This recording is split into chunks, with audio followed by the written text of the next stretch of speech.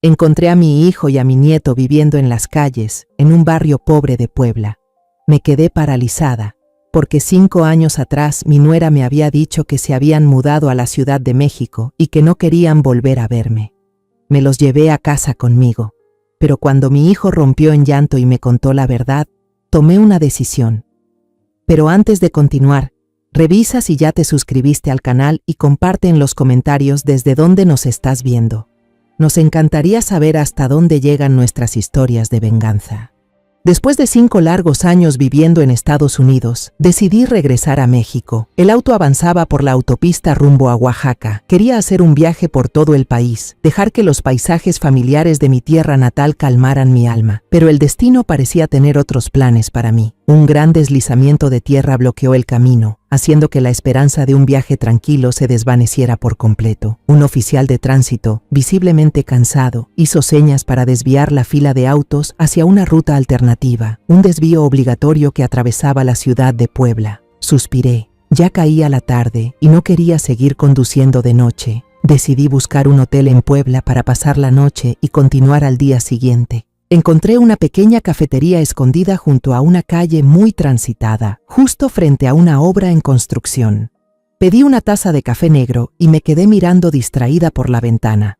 Una figura diminuta, perdida entre los escombros de la obra, captó de pronto mi atención. Era un niño, quizá de unos 8 o 9 años. Su cuerpo era delgado, casi desaparecía dentro de una camiseta vieja y descolorida. El niño estaba agachado, recogiendo con cuidado botellas de plástico y latas vacías, guardándolas en un costal raído que era casi más grande que él. Me quedé inmóvil observando. A su edad debería estar en la escuela, jugando con amigos, no rebuscando entre desechos para sobrevivir. Sentí un nudo en el pecho. En ese momento, otro niño, un poco mayor y con aire agresivo, se acercó. Intentó arrebatarle el costal al pequeño, pero el niño no se asustó. Abrazó el saco con todas sus fuerzas y empujó al abusón con la poca energía que tenía. Luego, sin vacilar, arrastró el costal hacia otra esquina y siguió trabajando. Esa fortaleza me oprimió el corazón.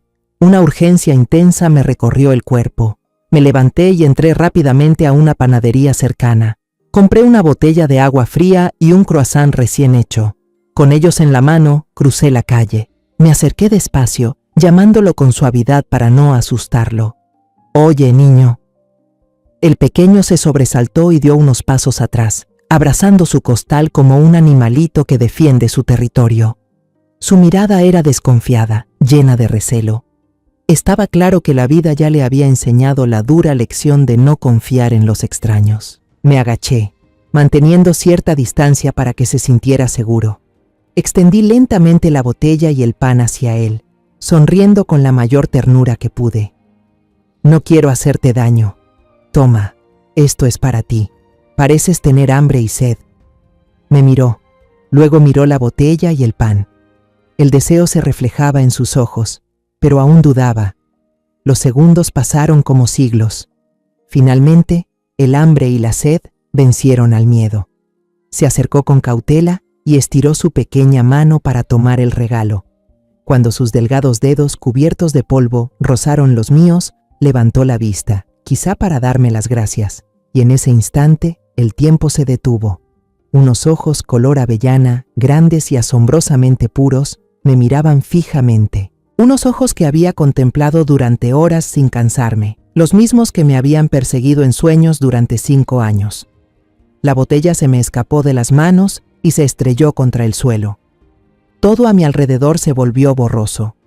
Balbuceé, con la garganta cerrada por la emoción, incapaz de articular una frase completa. ¿Mario? El niño se quedó inmóvil. Me observó, los labios temblorosos. Y entonces, como si una represa se rompiera, los recuerdos y las emociones lo inundaron. Me reconoció. ¿Abuela? Su voz temblaba, llena de duda. ¿Abuela? ¿De verdad? De sus grandes ojos comenzaron a caer lágrimas. Soltó el costal sin pensarlo 2 veces y corrió hacia mí, abrazándome las piernas con fuerza. El llanto de él se quebraba en sollozos desgarradores. El llanto de un niño que había soportado demasiada tristeza y que ahora se derrumbaba al encontrar el único refugio que le quedaba. «Abuela», Abuelita, te extrañé mucho. Me arrodillé, abrazando su cuerpecito delgado y tembloroso contra mi pecho. No pude contener más las lágrimas. Se mezclaron con las suyas, cálidas y saladas.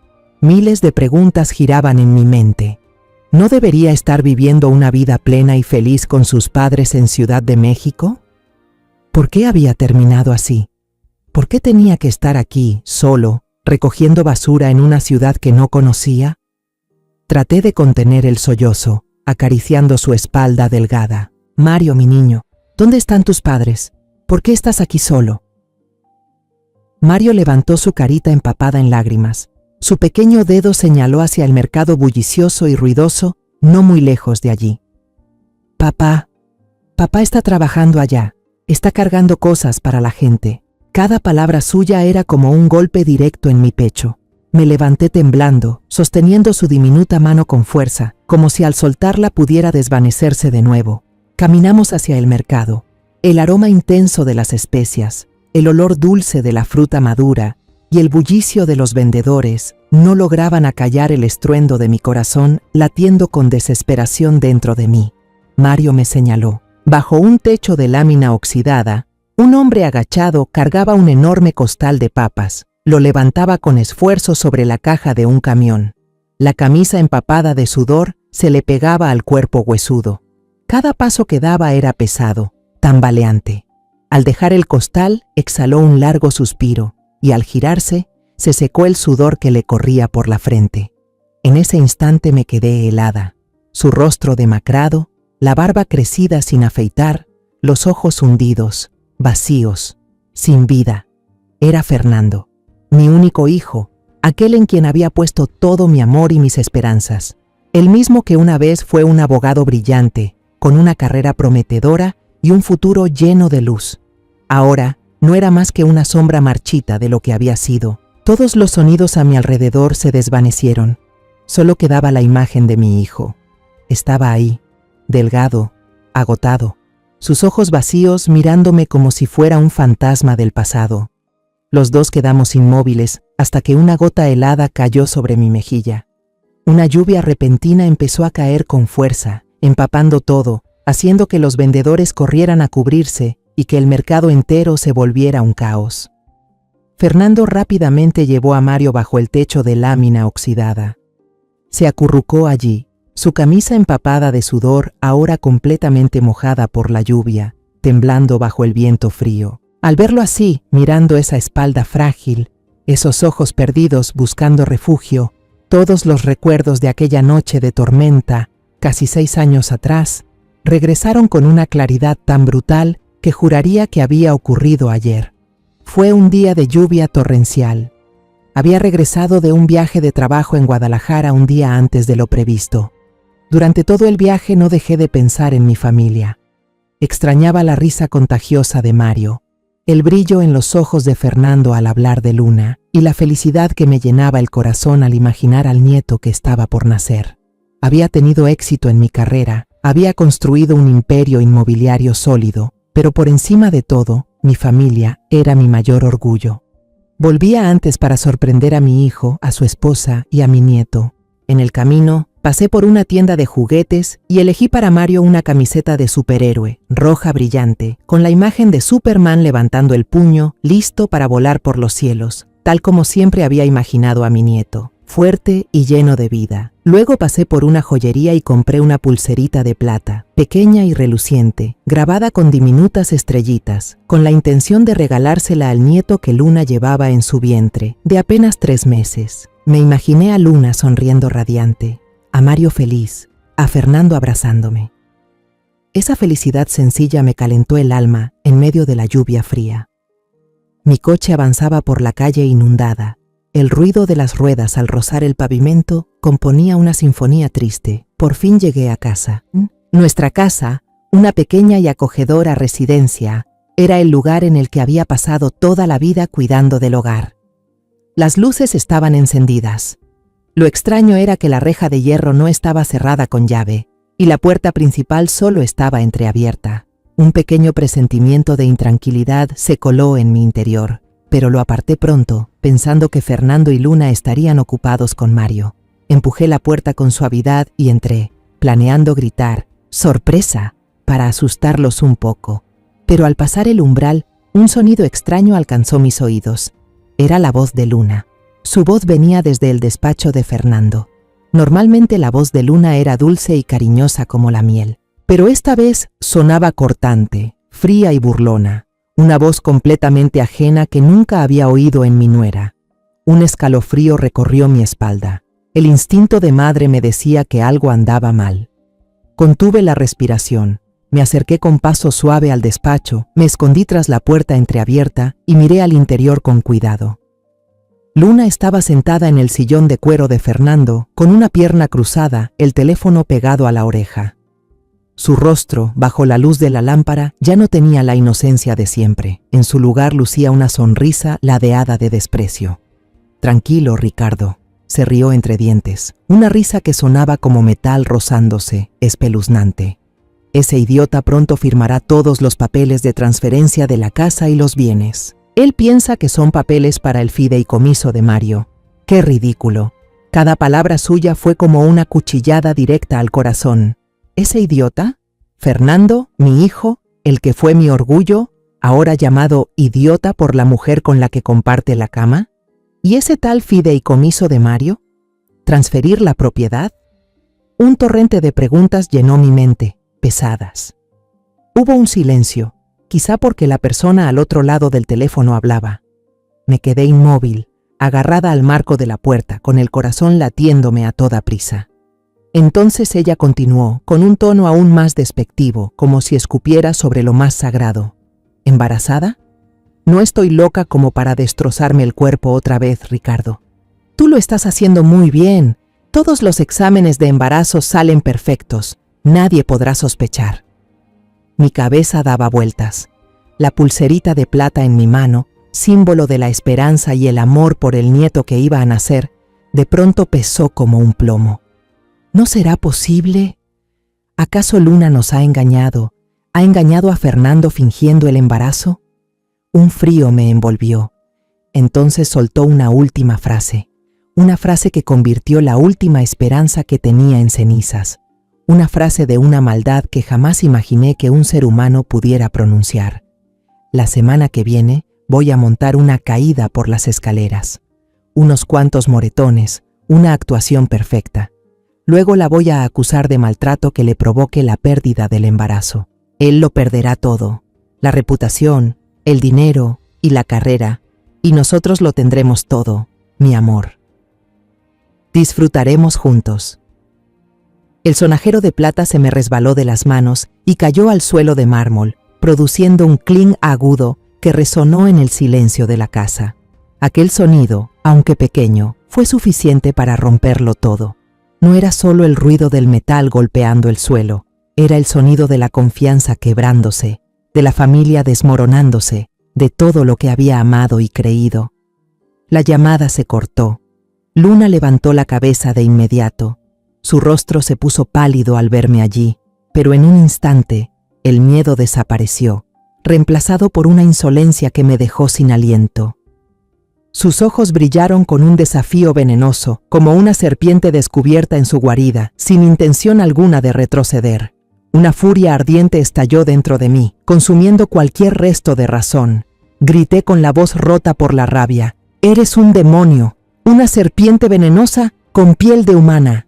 Me lancé hacia ella para arrebatarle el teléfono de las manos, la única prueba, lo único que podía desenmascarar a esa farsante. En ese preciso momento, la puerta principal se abrió de golpe. Fernando entró, sosteniendo un ramo de lirios blancos, las flores favoritas de Luna. Su rostro irradiaba felicidad después de un largo día de trabajo, sin imaginar el infierno que lo esperaba al otro lado de la puerta. Al verlo, Luna, con la destreza de una actriz consumada, reaccionó al instante. Soltó un grito desgarrador, lleno de terror, y dio un paso atrás fingiendo tropezar antes de caer al suelo. Se sujetó el vientre con ambas manos, el rostro contraído de dolor, las lágrimas cayendo como si sufriera una tortura insoportable. «¡Ah! ¡Mi vientre! Fernando, ayúdame! Tu madre me empujó», gemía, con una voz tan desesperada que cualquiera habría creído su actuación. Fernando se quedó petrificado por un segundo. La sonrisa se borró de su rostro. El ramo de lirios blancos se deslizó de sus manos y cayó al suelo. Las flores se aplastaron bajo sus pies apresurados. Sin dudar ni un instante, corrió hacia Luna, se arrodilló a su lado y la tomó en brazos. Luego alzó la vista hacia mí. Sus ojos enrojecidos estaban llenos de furia, dolor y desesperación. «Mamá, ¿qué has hecho?», me gritó con un odio que jamás creí escuchar de su boca. Me quedé paralizada, intentando ponerme de pie, pero mis piernas temblaban. Levanté una mano tratando de explicarle, de recuperar la confianza de mi hijo. «No, Fernando, escúchame. Ella miente, todo es una farsa, yo no la empujé». Pero Fernando no escuchó. En su mirada solo había sufrimiento y rabia. Me empujó con fuerza. Tropecé y caí contra la pared fría. Ese empujón dolió más que cualquier golpe físico. Fue como una puñalada directa al corazón, cortando el lazo más sagrado entre madre e hijo. No volvió a mirarme. Fernando levantó a Luna en brazos y salió corriendo por la puerta, dejándome sola en la casa vacía. La puerta se cerró de golpe, y el estruendo resonó en el silencio, como el cierre definitivo de todo en lo que alguna vez creí. Me quedé inmóvil en el sofá, en la misma casa que, horas antes, aún era un hogar cálido, y ahora no era más que un lugar helado y vacío. Las horas pasaron, lentas como siglos. El reloj en la pared marcaba cada segundo con un tic-tac que golpeaba mis nervios como martillazos. La noche cayó, y la lluvia afuera no cesaba. Golpeaba las ventanas con furia, como si el cielo también llorara por mi dolor. Intenté llamar al hospital de la ciudad, la voz temblorosa, preguntando por el estado de Luna de la Vega. Pero todo lo que recibí fue la voz profesional y fría de la enfermera de guardia. «Lo siento, señora, no podemos proporcionar información del paciente a alguien que no tenga autorización». Yo era la suegra, la abuela del bebé que ella llevaba en el vientre, y aún así, ahora era una persona sin autoridad. Solo pude quedarme sentada, aferrándome a una esperanza tenue de que, cuando el pánico pasara, Fernando lograría calmarse y ver la verdad, ver a través del burdo teatro de su esposa mentirosa. Cerca de la medianoche, escuché el chirrido furioso de unos neumáticos sobre la grava del patio. Era el coche de Fernando. Luego, el portazo sonó con una violencia que desgarró el silencio de la noche. Mi corazón se contrajo. Me puse de pie de un salto, entre el miedo y la esperanza. La puerta principal se abrió de golpe, y él entró. Fernando parecía un hombre que acababa de salir de un huracán. Su ropa aún húmeda por la lluvia, el cabello revuelto, la camisa arrugada. Pero lo más aterrador era su rostro. Estaba endurecido por la ira, y en sus ojos hundidos ardía una llama de odio. Luna no venía con él. «¿Dónde está Luna? ¿Cómo está?», pregunté, con una voz ronca que ya no parecía mía. «Se quedó en el hospital», respondió él, con una voz helada, cada palabra cayendo como un pedazo de hielo afilado. «En un lugar donde está a salvo de ti». Esa frase fue como una bofetada que me dejó sin aliento. No dio un paso más. Se detuvo junto a la mesa de café y lanzó un fajo de papeles que cayó con un golpe seco. El médico lo confirmó. Perdimos al bebé». Levantó la mirada, los ojos enrojecidos, una sonrisa amarga y torcida formándose en sus labios. «¿Feliz ahora, mamá?». Temblando, me acerqué a tomar el papel. Era un informe médico oficial, con el sello rojo del hospital. Cada letra danzaba ante mis ojos hasta formar una sentencia de muerte para nuestra relación de madre e hijo. Diagnóstico: aborto espontáneo debido a trauma psicológico y golpe fuerte. Leí y releí esa línea, sintiendo que el aire se escapaba de mi pecho, y entonces mis ojos se detuvieron en la esquina inferior del documento, el sello y la firma del responsable, un nombre tan familiar que me heló la sangre: Dr. Ricardo Vargas. Mi corazón se detuvo. Era él, ese nombre, Ricardo. Una chispa de esperanza brilló entre la desesperación más absoluta. Ahí estaba, la prueba. Fernando me creería. «Fernando, mira, mira bien», casi grité, señalando la firma con voz quebrada de desesperación. «Ricardo, ese es el amante con el que escuché a Luna hablar por teléfono. Él es médico. Todo esto es una conspiración, una farsa perfectamente planeada. ¿No lo ves? Pero mi esperanza se apagó tan rápido como había surgido. Fernando apartó mi mano con un gesto de repulsión, tan violento que el papel salió volando, girando en el aire antes de caer suavemente al suelo. ¡Basta!, rugió, con el rugido de una bestia herida. «No quiero escuchar más mentiras venenosas tuyas». Me apuntó con el dedo, el cuerpo temblando de rabia y dolor. «Cuando entré, te escuché gritándole. La vi caer al suelo. Siempre la odiaste, nunca aceptaste que fuera mi esposa». Su voz se quebró, llena de la angustia de un hombre que acaba de perder a su hijo. Cada vez que veníamos veía la forma en que la mirabas. Esa mirada de juicio, de frialdad. Vi cómo mirabas su vientre, no con amor de abuela, sino con sospecha. Estás celosa, celosa de nuestra felicidad. No soportas que yo ame a otra mujer más que a ti. Y entonces pronunció la acusación final, tan cruel que destruyó lo poco que quedaba de mi alma. Por eso, mataste a tu propio nieto. Sollozó, solo para demostrar que tenías razón. Le arrebataste la vida a un inocente. Aquella acusación fue como una cuchilla oxidada que se hundió lentamente en mi corazón y luego giró con fuerza. No podía respirar. El aire desapareció de mis pulmones. Quise gritar para defenderme, para decir que todo era mentira, pero ninguna palabra logró salir de mi garganta estrangulada. Solo pude quedarme allí, paralizada, recibiendo el odio del hijo al que había amado más que a mi propia vida. Al verme callada, ella pareció tomarlo como una confesión. La furia extrema en sus ojos se fue enfriando, y en su lugar apareció una indiferencia fría y aterradora. «Nos vamos», dijo, con voz monótona, sin ningún sentimiento. Acepté una oferta de trabajo en la Ciudad de México. Empezaremos una vida nueva, en un lugar donde no esté la madre. Dicho esto, dio la espalda y subió las escaleras. Escuché la puerta de su dormitorio abrirse de forma brusca, el armario cerrarse de golpe, los objetos caer y chocar dentro de la maleta en un ruido metálico.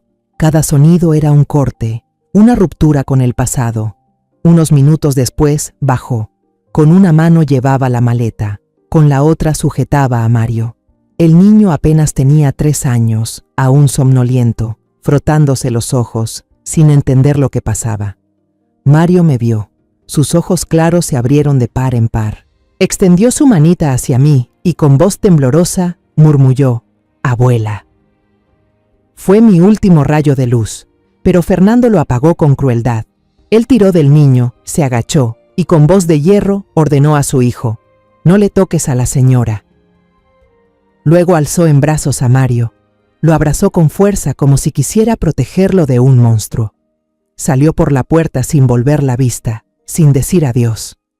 La puerta se cerró de golpe, cortando toda esperanza, todo cariño, todos los lazos. Me desplomé en el suelo, el corazón hecho pedazos en 100 trozos. Los días que siguieron fueron un infierno en la tierra. Lo llamé cientos de veces, pero solo sonaba el tono interminable y desesperanzador. Me había bloqueado el número. Llamé a su despacho en Mérida. La secretaria respondió cortésmente que Fernando había presentado su renuncia la semana anterior. Desesperada, fui a la guardería de Mario con la esperanza de verlo, aunque fuera un instante. Pero la maestra, apenada, me dijo que sus padres habían hecho los trámites para cambiarlo a una escuela internacional en la Ciudad de México. Habían borrado todo rastro, cortado cualquier camino que pudiera llevarme hasta ellos. Mérida, la ciudad que guardaba tantos recuerdos felices, se convirtió en cada esquina, en cada calle, en un cuchillo que abría la herida que sangraba. No podía soportar vivir en un lugar donde todo me recordaba la pérdida. Decidí que tenía que irme. Compré un boleto a Houston, donde mi empresa tiene una sucursal grande, con la intención de sumergirme en el trabajo para intentar olvidar. Recuerdo ese vuelo como si fuera ayer. El cielo estaba gris y cubierto de nubes, cuando el avión se preparaba para aterrizar en Houston. Sentí una sacudida violenta y anormal. Luego, un gran estallido desgarró el aire. Un impacto espantoso me lanzó de mi asiento, y todo se sumió en la oscuridad. Desperté en el hospital, el cuerpo hecho trizas de dolor, con un costado de la cara vendado. Entre la semiconciencia escuché a las enfermeras decir que, debido al caos del accidente y a una equivocación en la lista de pasajeros, me habían identificado erróneamente como otra persona. Días después, cuando ya podía sentarme y ver la tele, vi algo increíble. En el reportaje conmemorativo sobre las víctimas del accidente, apareció mi propia imagen en la pantalla.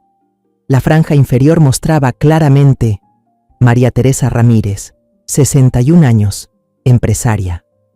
Una idea extraña, loca pero liberadora, brilló en mi cabeza entonces. Todos creían que yo había muerto, pues que María Teresa Ramírez muera, empezaría de nuevo. En un lugar donde nadie supiera quién soy, reconstruiría mi imperio desde las cenizas, tal como mi vida ahora. La amarga y cruel evocación se cortó cuando una gota de agua fría, filtrada desde el techo de lámina oxidada del mercado, cayó en mi mejilla. Parpadeé. Mi alma fue arrancada de aquel pasado triste y me devolvió al presente implacable. Fernando seguía ahí, justo frente a mí, mirándome fijamente con unos ojos desorbitados, como si yo fuera un fantasma que acababa de salir de la tumba para buscarlo. El tiempo y el espacio parecían espesarse entre nosotros dos. «¿Mamá?», susurró, con una voz temblorosa y rota, una sola palabra que contenía 5 años de asombro, dolor e incredulidad.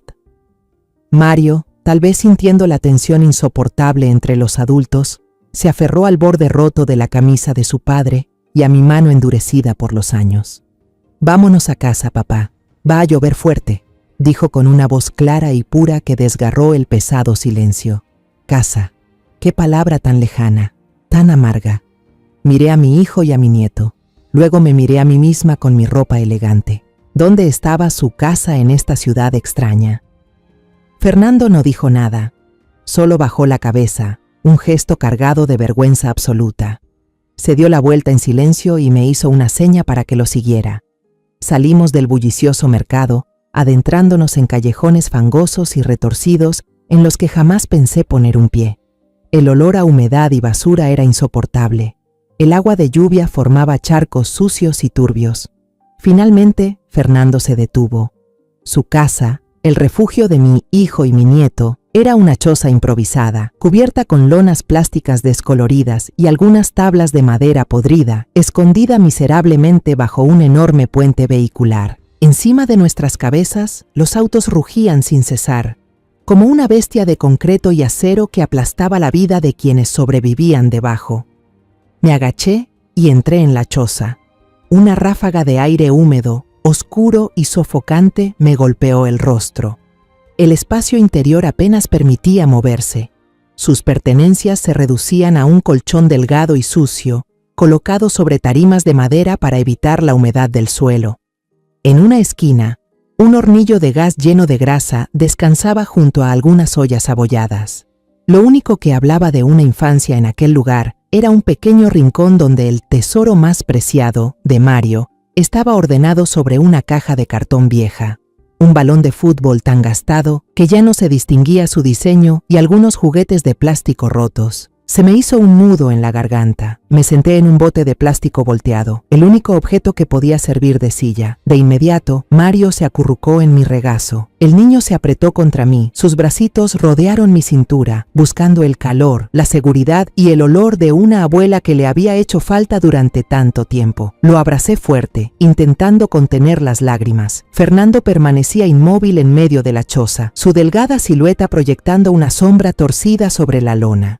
No se atrevía a mirarme, solo bajaba la cabeza hacia el suelo húmedo. El silencio era espeso, roto solo por el rugido del tráfico sobre nuestras cabezas y la respiración tranquila de Mario entre mis brazos. Entonces, como si su resistencia hubiera llegado al límite, las rodillas de Fernando cedieron. Cayó al suelo, con las manos huesudas y llenas de callos cubriéndose el rostro demacrado. Su llanto no fue fuerte ni desgarrador, sino un sollozo entrecortado que sacudía su espalda delgada. Era el sonido de un hombre completamente destrozado, de un orgullo hecho polvo. Entre los hipidos, su historia de 5 años de miseria brotó como un torrente desbordado. Habló de los primeros meses en Ciudad de México, de cómo Luna se volvió fría y arisca después de la tragedia del aborto. hasta que un día regresó del trabajo y encontró que la cerradura del departamento había sido cambiada. Un abogado con rostro de piedra lo esperaba en la puerta con los papeles del divorcio y una orden judicial de restricción. La razón: supuestamente había tenido comportamientos violentos e inestables tras la muerte del hijo que aún no había nacido. Los documentos de transferencia de propiedad, los poderes notariales que había firmado a ciegas creyendo que eran para asegurar el futuro de Mario, se habían convertido ahora en las armas que le arrebataron todo. La casa, los ahorros del banco, las acciones de la empresa, todo lo que tenía pertenecía a Luna. Lo echaron a la calle con las manos vacías y su pequeño hijo en brazos. Desesperado y sin ningún lugar a donde ir, abrazó a su hijo y regresó a Mérida, con la intención de buscarme, de arrodillarse ante mí para pedirme perdón.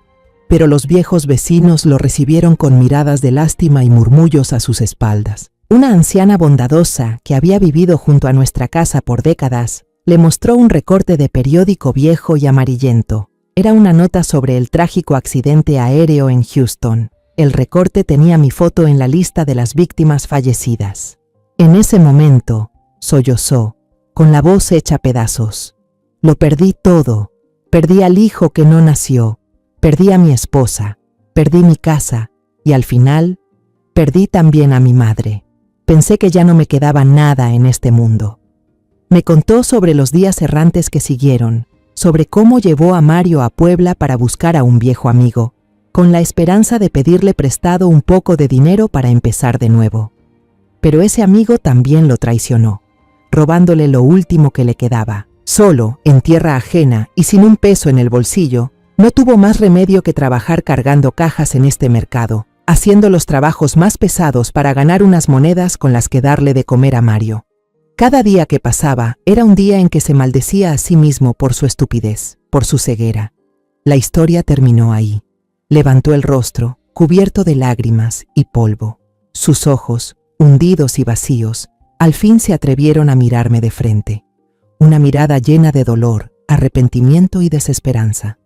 No me atrevo a pedirte perdón. No lo merezco, dijo con una voz ronca, áspera, que me desgarró el alma. Fui un hijo desobediente, un idiota, un imbécil que creyó en una mujer diabólica y abandonó a la única madre que tenía. Respiró hondo, como reuniendo las últimas fuerzas que le quedaban. Solo te pido una cosa. Salva a Mario. Él no tiene culpa de nada. Llévatelo de este infierno. No dejes que pague por mis errores. No dije nada. Acaricié suavemente a Mario, que dormía plácidamente sobre el colchón delgado, y me levanté sin hacer ruido. Me arrodillé en el suelo húmedo, frente a mi hijo. Abrí los brazos y lo atraje hacia mí, abrazando su cuerpo frágil y tembloroso. Se quedó rígido por un instante, tal vez sorprendido, y luego se derrumbó sobre mi hombro, rodeándome con sus brazos como un niño perdido que por fin encuentra el camino a casa. Le di unas palmadas suaves en la espalda. Mis lágrimas, las lágrimas del perdón y del renacer, cayeron silenciosamente y se mezclaron con las suyas, las lágrimas del arrepentimiento. Fernando, hijo mío, le susurré al oído, con la voz temblorosa por la emoción. Estoy viva, tú también estás vivo, y con eso basta. Mientras sigas con vida, yo seguiré amándote. No teníamos un segundo que perder. El dolor ya había sido revelado, la verdad comprendida. Era hora de actuar. Me puse de pie, sacudí la tierra de mi ropa y sentí una energía poderosa, decidida, despertar dentro de mí. Nos vamos de aquí, dije con firmeza, sin dejar espacio a la duda. Ahora mismo. Saqué el teléfono inteligente de mi bolso, un objeto extraño y fuera de lugar en aquella choza destartalada. Fernando me miró sorprendido, y Mario, todavía medio dormido en los brazos de su padre, observaba con curiosidad la pantalla brillante que mostraba la aplicación para pedir un coche. Pedí un coche de servicio de lujo, el mejor modelo, y le pedí al chofer que esperara al inicio del callejón, embarrado en 5 minutos. No podía permitir que mi hijo y mi nieto se quedaran ni un minuto más en ese infierno. Fernando, confundido, se levantó y dudó un instante antes de mirar hacia la choza que había sido su casa durante tanto tiempo. «Pero las cosas», murmuró con voz débil. Miré lo que él llamaba cosas. Su tesoro consistía en un costal vacío para recolectar basura, unas cuantas prendas viejas colgadas en una cuerda y la pelota desgastada de Mario tirada en un rincón. Sentí una punzada en el pecho. Me acerqué y puse con ternura la mano sobre el hombro de mi hijo. «Compraremos cosas nuevas, Fernando. Las viejas, los recuerdos dolorosos, déjalos atrás». Mi mirada se detuvo en la pelota. Me agaché, la tomé con cuidado, quité el polvo que la cubría y se la entregué a Mario con suavidad. «Excepto esto», dije, mirando a los ojos transparentes de mi nieto. «Esto no es un objeto viejo, es el recuerdo de tu fuerza y tu valentía. Guárdalo». Cuando llegamos al final del callejón, un sedán negro, lujoso y reluciente, ya nos esperaba. Las luces de la calle se reflejaban en la pintura brillante del coche, creando un contraste cruel con el entorno pobre y deteriorado. Fernando vaciló, sin atreverse a subir. Miró su ropa de trabajo sucia y desgarrada, luego los asientos de cuero color crema, impecables dentro del auto. La vergüenza y la inseguridad se dibujaban en cada línea de su rostro cansado. No dije nada, solo tomé su mano áspera y la apreté con fuerza, guiándolo para entrar. Nuestro primer destino no fue una casa. Sabía que ambos necesitaban un espacio de transición, un lugar donde dejar atrás el pasado antes de comenzar un nuevo futuro. Los llevé al mejor hotel 5 estrellas de la ciudad y reservé una suite amplia, con sala privada y vista panorámica. Mientras el empleado del hotel, impecable en su uniforme, empujaba el carrito con el único equipaje, mi maleta, vi a Fernando bajar la cabeza, encogerse lo más posible, como si quisiera volverse invisible para que nadie notara su presencia fuera de lugar. Dentro de la habitación elegante, Mario vio por primera vez una bañera enorme de porcelana blanca. Soltó un grito de alegría, sus ojos se iluminaron. Todo el cansancio y el miedo parecieron desvanecerse. Yo misma abrí el grifo del agua tibia y vertí jabón espumoso. Verlo jugar feliz en el agua, escuchar su risa clara llenando la habitación, me hizo sentir por primera vez en 5 largos años una felicidad pura, sin sombras, que se filtraba hasta el fondo del alma. Mientras Mario se bañaba, llamé al servicio a la habitación y pedí 3 platos abundantes, con filete, sopa cremosa y postre de chocolate. Fernando seguía inmóvil junto a la ventana, con las manos en los bolsillos, mirando en silencio las luces de la ciudad como una estatua. Pedí al personal que comprara un conjunto de ropa limpia en la tienda del hotel y se lo entregué. «Cámbiate, hijo, y ven a cenar». Él se dio vuelta, negó con la cabeza y dijo en voz baja: «No lo merezco, mamá». Entró al otro baño, se echó agua helada encima y volvió a ponerse su ropa de trabajo ya seca. La cena fue servida sobre una mesa cubierta con un mantel blanco. Mario comía con entusiasmo, mientras Fernando masticaba sin ganas, sin levantar la vista. Esa noche, a pesar de mis intentos por convencerlo, insistió en tender una manta delgada en el suelo para dormir, dejando la cama king size para mí y para Mario. Se estaba castigando a sí mismo. A la mañana siguiente, después de llevarlos a comprar ropa nueva de pies a cabeza, emprendimos el regreso a Mérida. El viaje de más de 10 horas transcurrió en silencio. Fernando solo miraba por la ventana, perdido en sus propios pensamientos. Y Mario, quizás por el cansancio acumulado después de tantos días de carencias, se quedó dormido sobre mis piernas. No volvimos a la casa vieja, el lugar lleno de recuerdos de traición y dolor. La había vendido hacía mucho tiempo. En su lugar, los llevé a una nueva residencia en un fraccionamiento moderno y seguro que había comprado recientemente. Era hermosa, elegante y acogedora, con un pequeño jardín lleno de bugambilias. Cuando metí la llave en la cerradura y abrí la pesada puerta de madera, Fernando se quedó inmóvil en el umbral. No podía entrar. Sus pies parecían clavados al suelo. Sabía que el recuerdo aterrador de haber sido echado de su propia casa bajo la lluvia, aquella noche había creado una barrera invisible, una cicatriz profunda en su mente que le impedía cruzar esa puerta. Esa noche, cuando Mario ya dormía profundamente en su nueva habitación, abrazando el oso de peluche nuevo que le había comprado, encontré a Fernando en la sala. Estaba sentado solo en la oscuridad, con la luz plateada de la luna entrando por la ventana, iluminando su silueta solitaria. Le preparé una taza de té de manzanilla caliente, la puse sobre la mesa y me senté frente a él. ¿Piensas seguir así, Fernando?, le pregunté con suavidad. Él rompió a llorar, otra vez, pero esta vez no era un llanto de ruptura, sino de culpa. Soy una carga, un fracaso. Destruí todo, dijo entre sollozos. Arruiné mi vida, destruí la infancia de Mario y lo peor, rompí la confianza de mi madre. Ya no tengo cara para mirarte. Me incliné hacia adelante y tomé su mano áspera, endurecida por el trabajo. No fracasaste, Fernando. Fuiste víctima de una estafadora cruel. Eres un padre que hizo todo, incluso los trabajos más humildes, para proteger y mantener a su hijo en las peores circunstancias. Eso no es un fracaso, eso es amor, es responsabilidad. Respiré hondo y lo miré directo a los ojos llenos de lágrimas. Empecemos de nuevo, no te daré dinero. La lástima solo te matará otra vez, pero te daré una oportunidad.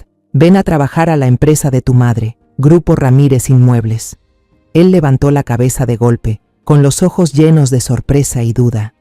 Pero no sé nada de bienes raíces. Soy un abogado fracasado. Solo te haré quedar en ridículo. Entonces aprende, dije con firmeza, sin dudar. Empezarás desde abajo, en el archivo. Nadie en la empresa sabrá que eres mi hijo. Tendrás que enfrentarte tú solo a las miradas, a los rumores. Recuperarás tu dignidad con tus propias manos y tu propio esfuerzo. No por mí, sino por Mario. Haz que vea que su padre puede levantarse con fuerza del mismo lugar donde cayó.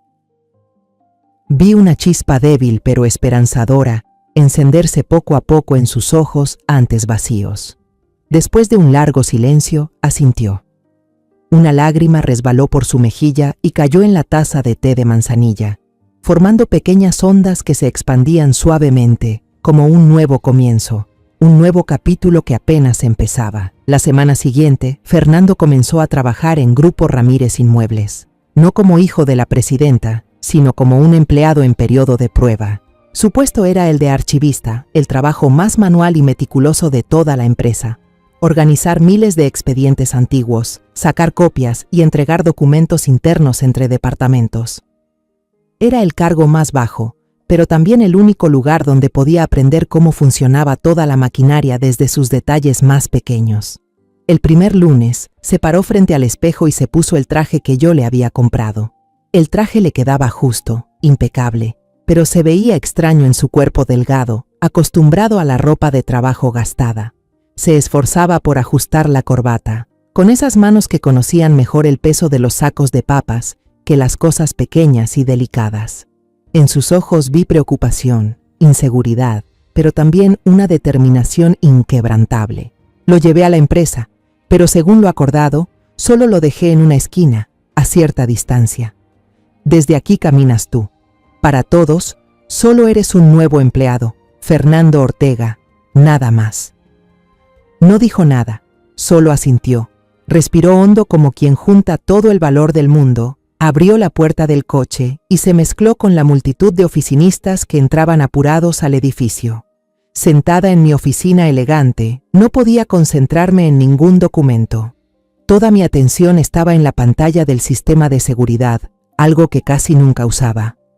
Observaba en silencio los primeros pasos de mi hijo en su camino por recuperar su vida. Todo resultaba más difícil de lo que imaginé. Tropezaba con la máquina de café. Casi se quema la mano con el agua caliente. Cuando le encargaron mover una torre de documentos, los dejó caer todos en medio del pasillo. El papel voló por todas partes. Algunos empleados jóvenes no pudieron evitar reírse. Otros mostraron fastidio y lo empujaron al pasar. La jefa de recursos humanos, una amiga de muchos años, me reportó discretamente lo que había escuchado. Los rumores empezaron a circular. Ese tipo tiene pinta de obrero, no de oficinista. Dicen que fue abogado. ¿Cómo terminó aquí? Seguro hizo algo grave. Sabía que esas eran las primeras pruebas que debía superar por sí mismo. A la hora del almuerzo, mientras todos comían juntos en la cafetería, Fernando se quedaba solo en el pequeño archivo húmedo, comiendo en silencio la comida que yo le había preparado desde temprano. No se metía en conversaciones, no buscaba hacer amigos, solo trabajaba en silencio, como una sombra. Su aislamiento pronto llamó la atención de Mateo, un empleado joven conocido por molestar a los nuevos para sentirse poderoso. Esa tarde, Mateo decidió hacerlo quedar mal. Lanzó un montón de archivos sobre su escritorio. Abogado, hazme 50 copias de esto y encuadéralas. El jefe las quiere en 1 hora. Era una tarea absurda, casi imposible, una trampa para humillarlo. Pensé que Fernando se quejaría o al menos se mostraría nervioso, pero no. Solo lo miró un segundo y se puso a trabajar. No se apresuró.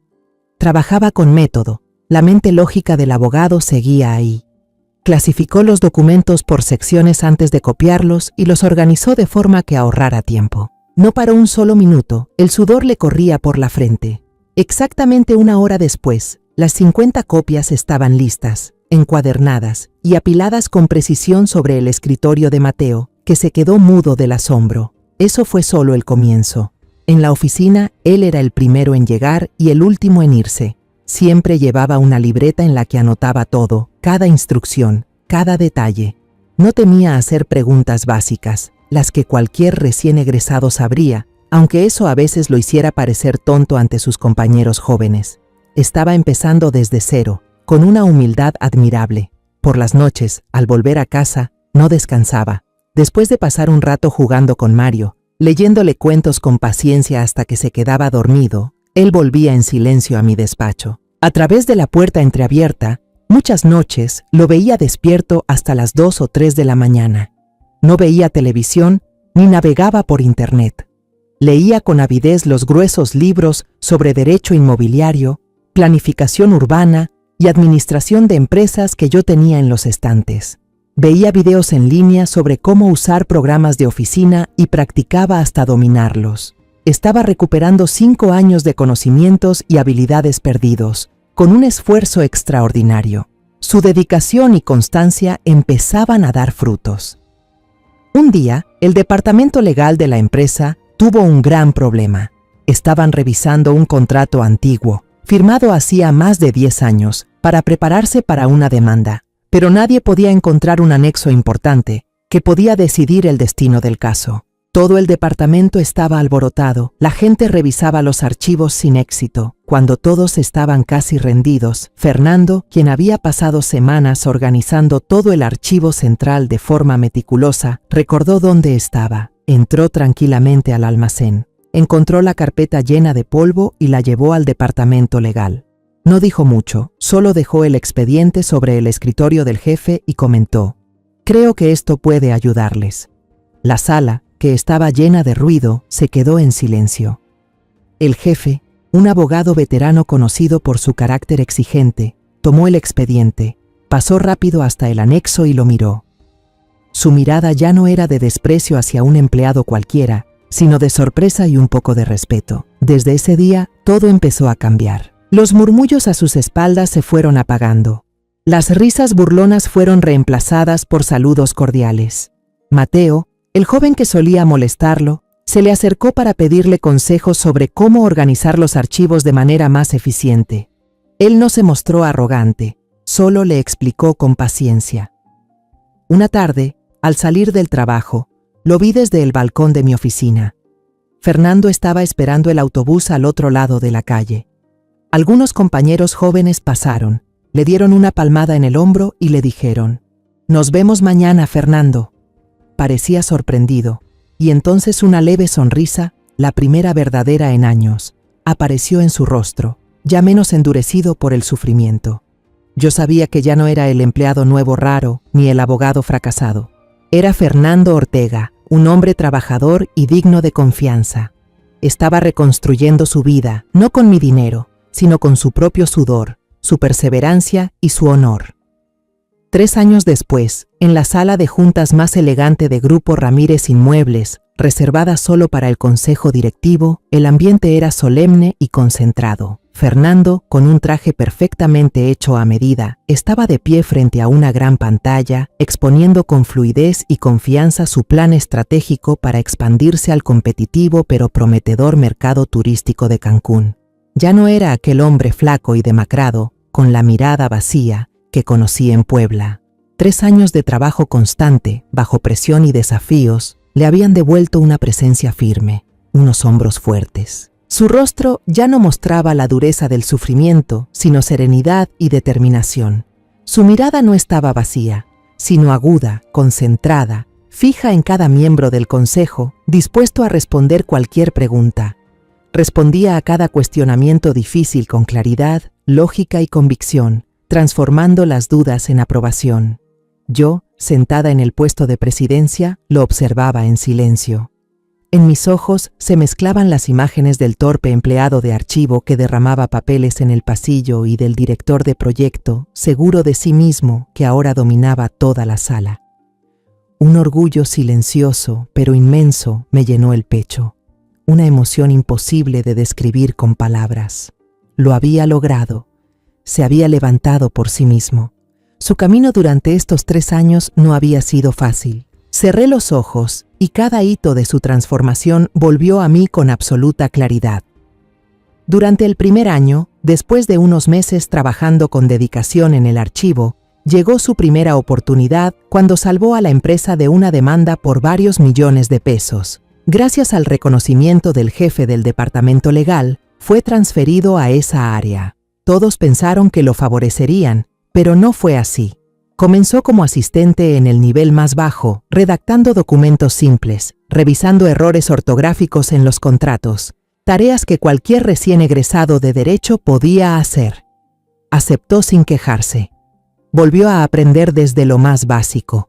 Trabajó con constancia y demostró su capacidad con cada documento y cada memorando. El segundo año marcó un gran giro en su vida. Un proyecto importante de resort ecológico en Cancún se detuvo de repente. El proyecto enfrentó una fuerte oposición de la comunidad pesquera local por temas ambientales y complicaciones legales sobre los derechos de uso de la tierra. El director del proyecto anterior, un hombre con mucha experiencia pero poca paciencia, se desanimó y renunció. El proyecto estaba al borde del fracaso, con pérdidas de decenas de millones de dólares. En una tensa reunión del consejo directivo, cuando ninguno de los directores con más experiencia se atrevía a hacerse cargo de ese hueso duro de roer, Fernando se levantó. Entre el silencio y las miradas sorprendidas, solo dijo una frase sencilla. «Señor presidente, señores del consejo, permítanme intentarlo, yo lo aprobé», a pesar del escepticismo de muchos. Y no me decepcionó. Se mudó a una casa provisional en la obra de Cancún durante 6 meses. No se sentó en una oficina con aire acondicionado a dar órdenes. Cada día se remangaba los pantalones y caminaba por el lodo para hablar con cada pescador del pueblo. Se sentaba con ellos junto a las fogatas, escuchando sus preocupaciones y sentimientos. Usó su conocimiento como abogado para analizar y renegociar las cláusulas de protección ambiental, garantizando los derechos y medios de vida sostenibles para ellos. Incluso se puso el casco de seguridad y supervisó la construcción, comiendo y durmiendo junto a los ingenieros y obreros. Los conquistó no con poder ni dinero, sino con sinceridad y respeto. Al final, el proyecto no solo se reanudó, sino que recibió el apoyo entusiasta del gobierno y de la comunidad local. En el tercer año, regresó a Mérida como un héroe. La historia del salvador del proyecto Cancún se difundió por toda la empresa. Fue nombrado director de operaciones, responsable de supervisar todos los grandes proyectos del grupo. Con su experiencia práctica y mente analítica, reestructuró muchos procesos burocráticos, eliminó gastos innecesarios y aumentó la eficiencia casi un 30%. Se ganó el respeto absoluto de todos, desde los empleados más modestos hasta los miembros del consejo directivo. Y cuando nuestro CEO, de muchos años, anunció su retiro, me presenté ante el consejo y propuse a Fernando para el cargo. Ningún miembro se opuso. No votaron por él porque fuera mi hijo. Votaron por él porque habían sido testigos de su extraordinaria transformación, de un empleado de archivo a un verdadero líder. Su historia pronto llamó la atención de los medios. Un reconocido periódico de negocios publicó una entrevista exclusiva que causó sensación en todo México, con el titular "Debajo un puente en Puebla al puesto de CEO, la historia de cuento moderno de Fernando Ortega". El artículo se difundió rápidamente. De pronto, Fernando se convirtió en un fenómeno, un ejemplo de esfuerzo y superación ante la adversidad. Cadenas de televisión prestigiosas lo invitaron a entrevistas, revistas de negocios querían su foto en la portada. Al principio, rechazó toda la atención. "Solo estoy haciendo mi trabajo, mamá. No quiero presumir de mi pasado, pero logré convencerlo. El pasado no es algo para presumir, pero sí una lección. Tu historia puede dar esperanza a muchas personas que están en el fondo, que piensan que su vida ya se acabó. No te la guardes para ti solo, Fernando". Y él apareció en la televisión, en un programa de entrevistas que millones de personas vieron. Se mostró tranquilo, humilde y sincero. No contó los detalles trágicos de su pasado ni culpó a nadie. Solo dijo que había tenido una etapa de desorientación y que había recuperado su vida gracias a una segunda oportunidad y una fe que nunca se apagó. Cuando el conductor le preguntó quién había sido su mayor motivación, él sonrió, una sonrisa cálida y llena de orgullo. "Es mi hijo, Mario. Cada día me esfuerzo, porque quiero construir un mundo en el que él pueda levantar la cabeza y sentirse orgulloso de su padre". Esa noche, toda la familia vimos el programa juntos. Al ver a mi hijo tan seguro frente a las cámaras, con Mario, ya un adolescente, aplaudiendo feliz y orgulloso a su lado, mi corazón se llenó de felicidad. Pensé que por fin todas las tormentas habían pasado y que era momento de ver amanecer. Pero en lo más profundo, un miedo helado empezó a deslizarse, como una serpiente arrastrándose en la oscuridad. Esa fama era un arma de doble filo. Traía reconocimiento y prestigio, pero también era un faro brillante en la noche, capaz de atraer a las polillas venenosas del pasado. Y mis temores se hicieron realidad. Era una hermosa mañana de martes. En la sede principal de Grupo Ramírez Inmuebles, reinaba un ambiente de entusiasmo y energía. Fernando acababa de cerrar con éxito un acuerdo estratégico con una corporación internacional, el negocio más grande y más importante en los 40 años de historia de la empresa. Para celebrarlo, decidió organizar una breve reunión en el amplio vestíbulo principal para agradecer y felicitar personalmente a todos los empleados que habían trabajado día y noche por ese logro. Los aplausos, las risas y los brindis resonaban por todo el lugar, componiendo una sinfonía de éxito y unión. Yo observaba desde el balcón del segundo piso de mi oficina, mirando hacia abajo. Vi a mi hijo rodeado de empleados, sonriendo, con una mirada llena de confianza. Todo parecía haber encontrado su equilibrio perfecto: paz, felicidad y éxito. Pensé que al fin, después de tanto dolor, mi familia podría disfrutar de días tranquilos. En ese instante, el teléfono interno sobre mi escritorio sonó con un timbre agudo. Contesté y la voz temblorosa y alterada de la joven recepcionista sonó al otro lado. Señora Ramírez, hay una mujer aquí abajo. Está llorando desesperadamente y exige ver al señor Ortega. Dice que es su esposa". El corazón se me detuvo, como si hubiera caído en un abismo sin fondo. La serpiente había regresado. De inmediato cambié la pantalla del ordenador a la cámara de seguridad del vestíbulo. Una mujer estaba allí de pie, y la reconocí al instante. Luna de la Vega, el mismo cabello rubio cuidadosamente teñido, pero su rostro mostraba las huellas del tiempo y de una vida que no había salido como esperaba. Llevaba un vestido de marca, algo pasado de moda, y se había maquillado en exceso para disimular el cansancio y las arrugas en las comisuras de los ojos. Pero la codicia y el cálculo en su mirada no había manera de ocultarlos. A pesar de la firme pero educada resistencia de los dos guardias de seguridad, los empujó y corrió directo al centro del vestíbulo, donde Fernando estaba dando su discurso. Eligió el momento y el lugar perfectos para montar el espectáculo más escandaloso posible. «Fernando», su voz sonó entre sollozos, desgarradora y teatral, cortando el discurso de mi hijo. El vestíbulo, que hacía un momento estaba lleno de ruido, quedó en silencio. Todo se detuvo. Cientos de miradas, desde empleados, gerentes hasta los socios presentes, se dirigieron hacia la mujer desconocida que acababa de irrumpir. Fernando se dio la vuelta y vi cómo la sonrisa en su rostro se congelaba por un instante. Luna, con la habilidad actoral de una estrella de cine, corrió hacia él con los ojos llenos de lágrimas. Intentó abrir los brazos para abrazarlo, pero Fernando, que ya no era el ingenuo de antaño, retrocedió un paso por instinto, manteniendo una distancia fría y firme.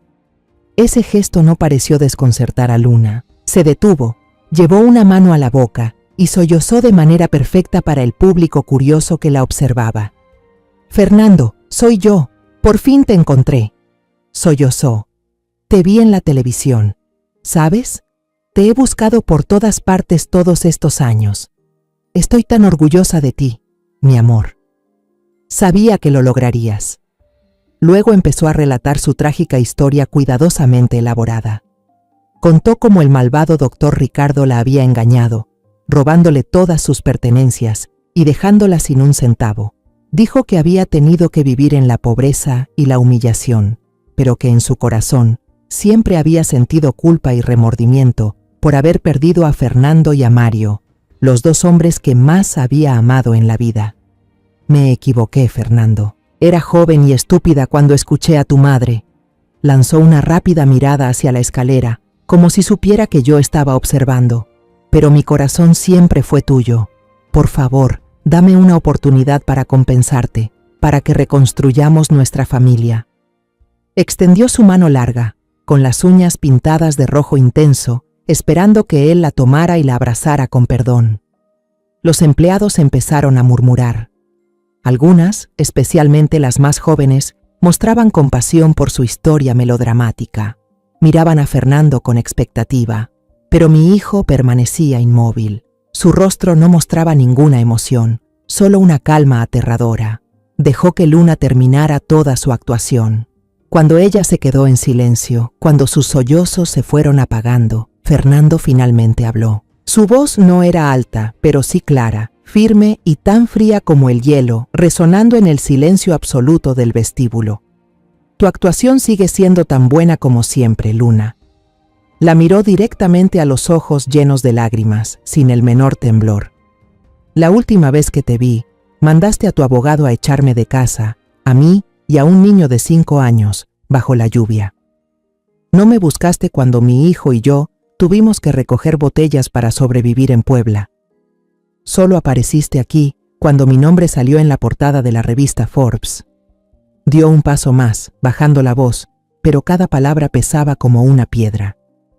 «Mi hijo, Mario, ahora tiene 14 años. Es alto, inteligente y un chico bondadoso.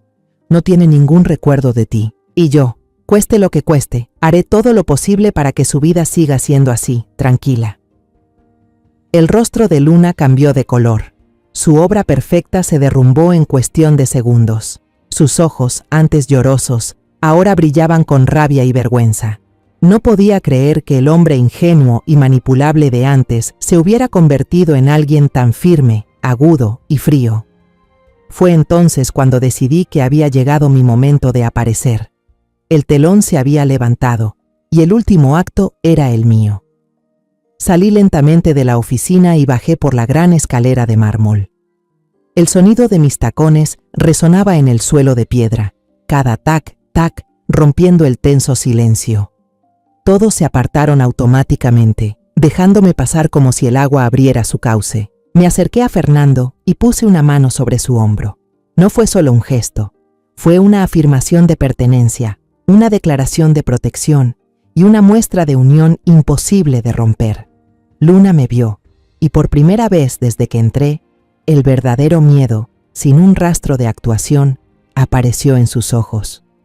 Retrocedió un paso instintivamente, como un animal acorralado frente a su depredador. Miré directamente a la mujer que había destruido 8 años de la vida de mi hijo, con una voz serena, pero tan fría como el invierno. «Hola, Luna. Casi una década, ¿no? No has cambiado mucho». Sonreí levemente, una sonrisa sin el más mínimo rastro de calidez. «Creo que ya es hora de que aclaremos todo, aquí y ahora». Mi aparición y esas palabras cargadas de intención convirtieron el vestíbulo principal de la empresa en un verdadero escenario y todos los presentes en espectadores involuntarios. Los empleados quedaron inmóviles, sin atreverse siquiera a respirar, temerosos de perder un solo segundo del drama que se desplegaba frente a ellos. Afuera, algunos periodistas, siempre atentos al escándalo, aparecieron de la nada. Sus cámaras y grabadoras apuntaban hacia nosotros a través de los ventanales, listos para capturar cada instante de esta tragedia familiar de alta sociedad. Luna, tras el instante inicial de pánico al verme, recuperó rápidamente la compostura. Con el instinto de supervivencia de un depredador, entendió que estaba acorralada y decidió jugar su última carta: apostar por la compasión del público. Se giró bruscamente hacia los empleados, dejando que las lágrimas cayeran en cascada mientras hablaba con voz entrecortada. ¿Lo ven? ¿Todos lo ven? Esta es la madre dominante que nos separó. Nunca me soportó, desde el primer día que Fernando me presentó. Me señaló con el dedo tembloroso, pintado de rojo. Ella me calumnió, me empujó y me echó cuando estaba embarazada del hijo de su hijo. Ella me arrebató todo. Su interpretación de víctima fue impecable, una actuación capaz de arrancar lágrimas a cualquiera que ignorara la verdad. Pero yo no me alteré. Había esperado demasiado tiempo este momento. Solo sonreí, una sonrisa helada, vacía. ¿Calumniarte? Luna, parece que tu memoria ya no es tan buena después de casi 10 años. Me giré y le hice una señal a mi asistente de confianza, que esperaba discretamente en una esquina. Entendió de inmediato. Caminó hacia el podio, conectó una pequeña memoria USB al sistema de proyección que minutos antes mostraba los orgullosos gráficos de crecimiento de la empresa. Se abrió un archivo de audio, y entonces una voz muy familiar resonó, amplificada por el sistema de sonido, llenando el vestíbulo. Era la risa burlona de Luna. Tranquilo, Ricardo. Todos los papeles de la transferencia, el idiota ya los firmó.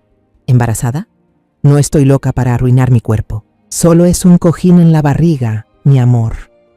El silencio absoluto se apoderó del lugar. Cientos de personas contenían el aliento, atónitas. El rostro de Luna se volvió tan pálido como el papel, sin una gota de sangre. El rojo de su labial contrastaba de manera grotesca. Balbuceó, la voz temblorosa. ¿Qué? ¿Qué es eso? Es falso. Está manipulado. Usted lo editó. Me está difamando. No, no lo creo, respondí con calma, cada palabra golpeando como un martillo sobre su ataúd. Esa es la grabación del sistema de seguridad de la casa, el mismo que tú insististe en que Fernando instalara para la seguridad del bebé. Parece que olvidaste que ese sistema no solo grababa video, sino también audio con gran claridad, ¿verdad? Alcancé a guardar una copia en un disco externo antes de que borraras todos los archivos al día siguiente. Lástima que entonces no tuve la oportunidad de mostrarle la verdad a Fernando. Sin darle tiempo a reaccionar, relaté toda la verdad sobre aquella noche lluviosa y decisiva frente a cientos de testigos. Hablé de la farsa del aborto planeada con detalle, del médico amante Ricardo Vargas, que falsificó los reportes médicos, del plan meticuloso para quedarse con todo el patrimonio que Fernando había construido con tanto esfuerzo. Lo conté con precisión, con calma, sin omitir una palabra, como una fiscal leyendo la acusación final. Luna gritó desesperada, como una bestia herida luchando por su último aliento. ¿Dónde están las pruebas? Eso solo son palabras de una vieja amargada. No tienes ninguna prueba. Aquí están las pruebas. Una voz masculina, grave y autoritaria, resonó desde la entrada principal. Todos se giraron al mismo tiempo. Un hombre de mediana edad, elegantemente vestido con un traje caro, entró. Era Alfonso Reyes, uno de los abogados penalistas más reconocidos y respetados de México, además de un viejo amigo de mi familia. Lo llamé en cuanto recibí la llamada de la recepcionista. El señor Alfonso avanzó, seguido por 2 agentes de policía uniformados. Abrió un portafolio de cuero y habló con voz firme, sin mostrar emoción alguna. Señora Luna de la Vega, soy el abogado representante del señor Ricardo Vargas. Mi cliente, después de años de vivir atormentado y con miedo, Ha decidido entregarse y colaborar completamente con las autoridades. Levantó un fajo de documentos. Él ha proporcionado todas las pruebas, mensajes de texto, grabaciones de llamadas y documentos falsificados que demuestran la falsificación de expedientes médicos, el fraude y la difamación organizada. Con base en su declaración y en las pruebas irrefutables del señor Vargas, esta es la orden de arresto contra usted. Ese fue el golpe final. El knockout. Toda la fuerza de Luna se desvaneció. Cayó de rodillas sobre el suelo de mármol frío, su vestido de diseñador arrugado. La máscara de belleza y falsa inocencia se rompió por completo, dejando ver un rostro deformado por el odio, el terror y la derrota. Cuando los dos policías se acercaron para esposarla, ella despertó del shock. Comenzó a forcejear y gritó el nombre de Fernando como una loca. «¡Fernando, di algo! Diles que todavía me amas. Diles que todo fue un malentendido». Fernando la miró, no con odio, sino con una profunda compasión. «Solo lo lamento por ti, Luna. Pudiste haber tenido una familia feliz, pero elegiste el dinero. Ahora no te queda nada». Los policías la sacaron escoltada a través de la multitud, que permanecía en un silencio sepulcral. Las miradas que antes mostraban compasión, ahora estaban llenas de desprecio y furia. Afuera, los flashes de las cámaras no paraban de destellar, capturando el momento más humillante en la vida de una estafadora. Las grandes puertas de cristal se cerraron tras ella, poniendo fin a un capítulo oscuro y doloroso en la historia de mi familia. La última escena de la farsa había terminado. Fernando se volvió hacia mí.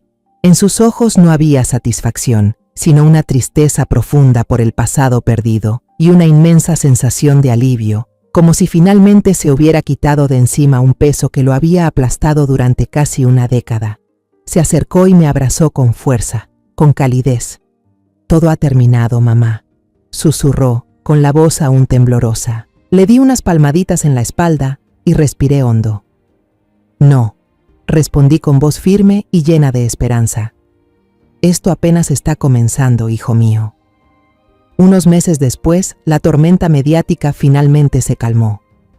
El escándalo de Luna de la Vega fue tema candente en todos los periódicos, pero como toda noticia sensacionalista, poco a poco se desvaneció en el olvido, dejando espacio para nuevas historias. Lo sorprendente fue que la empresa no solo no sufrió daños, sino que al contrario, la reputación de Grupo Ramírez Inmuebles se fortaleció aún más. La historia de integridad, valentía y superación del nuevo CEO, Fernando Ortega, se convirtió en una leyenda en el mundo empresarial, dándonos una imagen más confiable que cualquier costosa campaña publicitaria. Cuando todo volvió a la normalidad, supe que había llegado el momento de tomar una decisión que llevaba mucho tiempo guardando en mi corazón. Convoqué una reunión general en la sede principal, un evento más grande que cualquiera que se hubiera realizado antes. Esta vez, no solo estaban presentes todos los empleados, desde los cargos más altos hasta los más bajos, sino también el consejo directivo y los periodistas más cercanos de los principales periódicos económicos. El escenario del vestíbulo principal había sido preparado con solemnidad, con el logotipo de la empresa de fondo y ramos de lirios blancos, pero esta vez no simbolizaban el luto, sino el renacimiento y un nuevo comienzo. Me paré en el podio mirando los rostros de cientos de personas. Algunos habían estado conmigo desde los primeros días difíciles, otros eran jóvenes llenos de entusiasmo que ayudaban a construir el futuro. Mi mirada se detuvo en la primera fila. Fernando estaba allí, sereno y seguro. Junto a él estaba Mario, ahora un adolescente alto y maduro, con los ojos brillando de orgullo al mirar a su padre. Respiré profundamente y comencé mi discurso. No hablé de cifras ni de proyectos. Conté la historia de los 40 años de la empresa, desde una pequeña oficina con solo 2 empleados y un gran sueño, hasta convertirse en uno de los grupos más importantes de México. Hablé de los fracasos, de las lágrimas y también de las victorias gloriosas. He dedicado toda mi vida a esta empresa, dije con la voz quebrándose de emoción. Grupo Ramírez Inmuebles no es solo mi carrera, es mi hijo espiritual. Y como cualquier madre, lo que más deseo no es quedármelo para mí, sino verlo crecer fuerte y firme, incluso cuando ya no esté aquí para protegerlo. Todos en el auditorio pensaban que era un discurso de agradecimiento, un cierre de carrera como tantos otros. Pero entonces llegué a la parte más importante, el final de un capítulo y el inicio de otro. Hoy, estoy aquí para hacer mi último anuncio oficial como presidenta del Consejo Directivo. El murmullo del público se detuvo de golpe. Todas las miradas se dirigieron hacia mí, expectantes. Sonreí, una sonrisa tranquila y satisfecha. Ya no miraba a la multitud, sino directamente a mi hijo. Suelen decir que ser líder es tener un título, un poder, pero yo creo que liderar no es un título, sino un camino. Se forja en el fracaso, se construye con perseverancia y se demuestra con la empatía, con la capacidad de comprender a los demás. Durante los últimos 3 años, todos nosotros, todos los que estamos aquí, hemos visto cómo un líder así ha crecido justo en este lugar. Respiré hondo, dejando que cada palabra resonara clara, orgullosa y firme. Desde hoy, quien me sucederá, el nuevo presidente de Grupo Ramírez, Inmuebles, será mi hijo, Fernando Ortega. Después de un instante de asombro, el auditorio estalló en aplausos. No eran aplausos por compromiso ni por obligación, sino un estallido sincero, vibrante y lleno de emoción. Todos los empleados se pusieron de pie. No solo aplaudían al talentoso CEO, sino también a su compañero Fernando, aquel que habían visto trabajar desde el puesto más bajo, el hombre que les demostró que el honor y el éxito pueden construirse con las propias manos y una voluntad que nunca se rinde. Fernando no podía hablar. Se levantó, subió al escenario con los ojos llenos de lágrimas. No miró a la multitud que lo aclamaba, sino directamente a mí, con una mirada que contenía toda la gratitud, el amor y la comprensión del mundo. Me abrazó con fuerza, un abrazo de hijo que por fin había encontrado el refugio más pacífico de su vida. Gracias, mamá, por todo. Cuando me soltó, Mario también corrió hacia el escenario.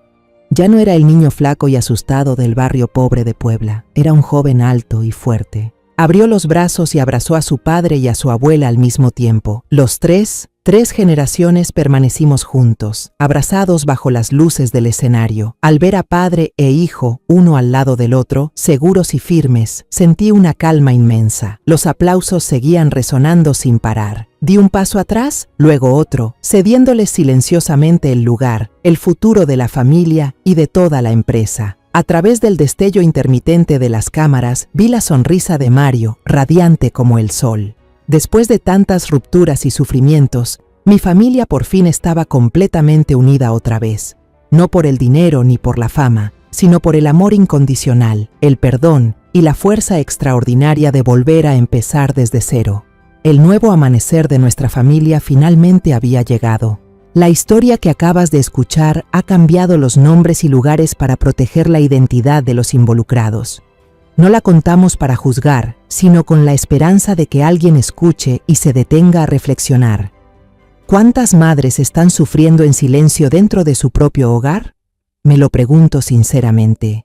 Si tú estuvieras en mi lugar, ¿qué harías? ¿Elegirías callar para mantener la paz o te atreverías a enfrentarlo todo para recuperar tu propia voz?